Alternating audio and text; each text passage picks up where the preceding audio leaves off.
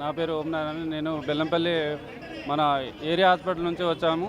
మేము మా ప్రధానమైన డిమాండ్ ఏంటంటే ఇప్పుడు ఏజెన్సీ విధానం అనేది రద్దు చేసి గవర్నమెంటే కార్పొరేషన్ ద్వారా జీతాలు చెల్లించాలి. ఇంకొకటి ఏంటంటే ప్రభుత్వ ఉద్యోగులకు కరువు భత్యం ఉంటుంది, కానీ ఇప్పుడు మా కాంట్రాక్ట్ అవుట్సోర్సింగ్ వాళ్ళకు కూడా ఎలాంటి కరువు భత్యం అనేది లేదు. కాబట్టి కరువు భత్యం కూడా గవర్నమెంట్ దీన్ని ప్రకటించాలి. అదేవిధంగా సెలవులు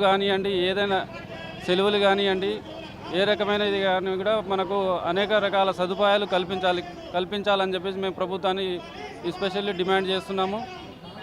ఎస్పెషల్లీ ఏంటంటే మాకు ఒక కార్పొరేషన్ రెగ్యులర్ చేయకుండా మంచిదే. ఒక కార్పొరేషన్ ఏర్పాటు చేసి కార్పొరేషన్ ద్వారా జీతాలు చెల్లిస్తే సకాలంలో మా ఫ్యామిలీస్ కూడా చాలా బాగుంటుంది, ఆర్థికంగా మేము నిలదొక్కుంటాం. గౌరవనీయులైన ముఖ్యమంత్రి వర్యులకి నమస్కారం. మా ఒక అవుట్సోర్సింగ్ వ్యవస్థ అందరి వల్ల నమస్కారం చెప్తున్నాం సార్.